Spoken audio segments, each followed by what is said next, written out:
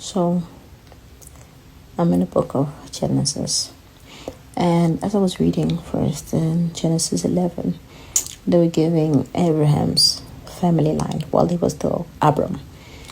And the story goes on. They mention Abraham's nephew, Lot, which he had taken out of somewhere and went to some different city. I don't know how he got separated with Lot. I forgot. I need to read it again, because when I came to the part where Lot had a wife and 2 daughters, and these 2 men went to a city because God was trying to destroy Sodom and Gomorrah, right? Because they were just doing too much. And as God is trying to do this, he gets a servant, and Abraham speaks on behalf of people that believe in God, that will God save the city for this amount of people, and yada yada yada, and God agrees. So these 2 men, when they go into the city, Lot pulls them to the side, keeps them in their house, and there are people from the city that try and sleep with these men. They sleep with these men, they want to have sex with them. Men want to have sex with men.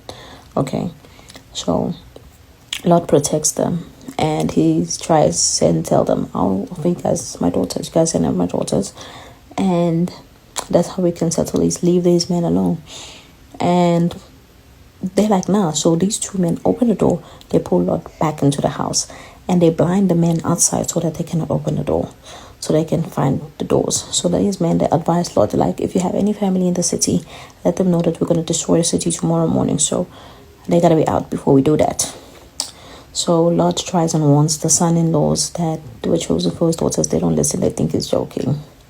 So he winds up saving his wife and his 2 daughters.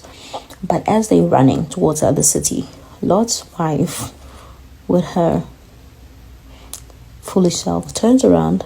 She shouldn't have, because she was nosy. She turned into a pillar of salt. Right? Now, him and his daughters, they continue their run. They stay in the city, they move to the next, and they finally find a place where they settle. In that place, they see that there are no men, but they still want to continue the family line. So they come up with a plan, these 2 girls, to make their dad drunk and sleep with him. On the first night, the older daughter sleeps with the dad does not notice because he's drunk on wine. Alright? Then the second night, she's like, "Yo, sis, I already slept with dad, so you got to do it too." And the young one is like, "Alright, let's get him drunk again." So they get the dad drunk again. Then the young one sleeps with the dad, and they both have kids by the dad. And I don't know if the dad ever finds out. So I'm going to keep reading to find out if the dad actually finds out later on, because now they just started a whole different section again. They went from his story, the story of Lot, to Abraham and Abimelech again. I don't want to know about Abraham and Abimelech. I want to know about Lot.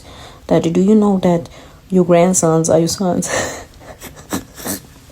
Child, there's drama in the Bible. Love it.